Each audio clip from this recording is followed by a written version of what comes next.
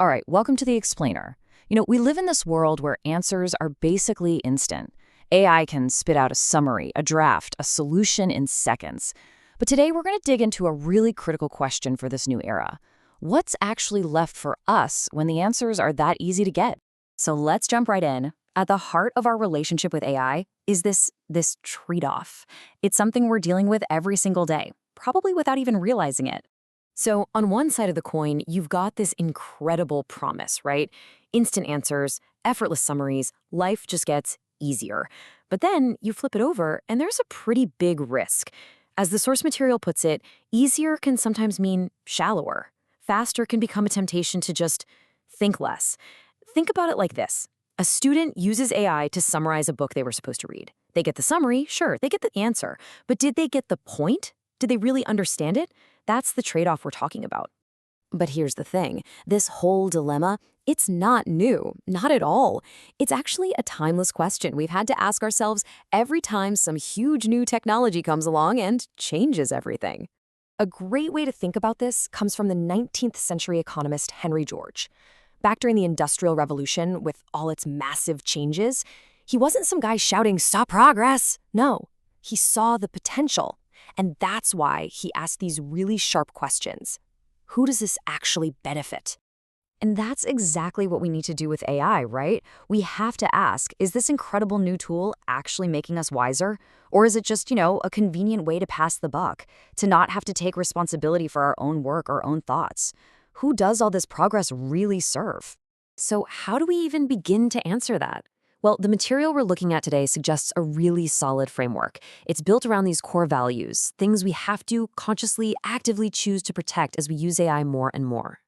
And really, it all comes down to four big ideas, four pillars that can help keep us grounded, to keep us focused on what actually matters. Okay, so what are they? First, there's truth. Then, responsibility.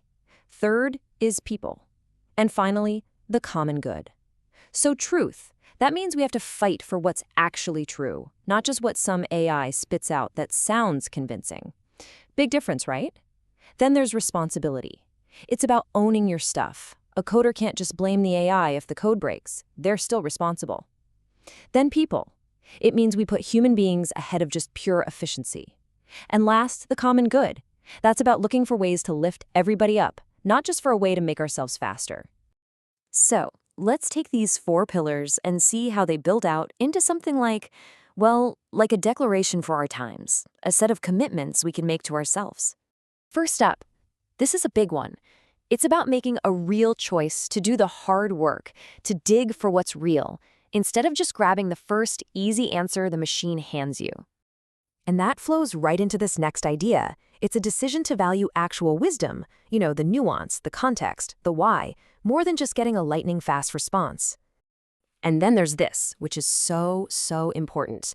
In a world that is obsessed with making everything faster and more efficient, this is about drawing a line in the sand and saying, nope, people come first, always.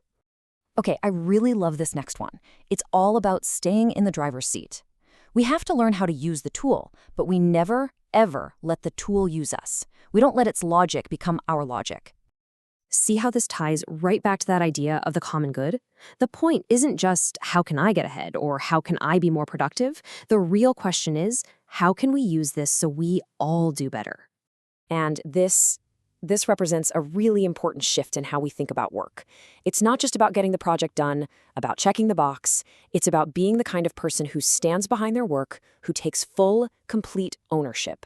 And this last one, man, this just sums it all up perfectly. The whole point of getting a better answer from a machine should be that it helps us become a better person. It's not about doing more, it's about being more.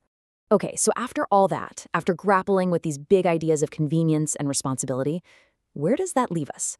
What's our job in a world where machines seem to have all the answers? And here it is. This is really the bottom line.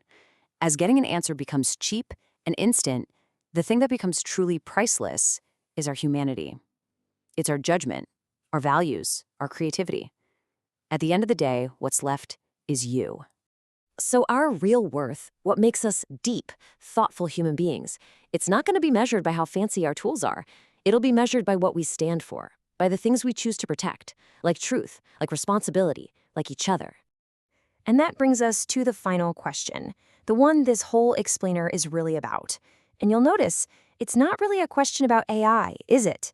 It's a question for you, for me, for all of us to think about. In a world just flooded with easy answers, what are you going to choose to protect? What's going to reveal your depth?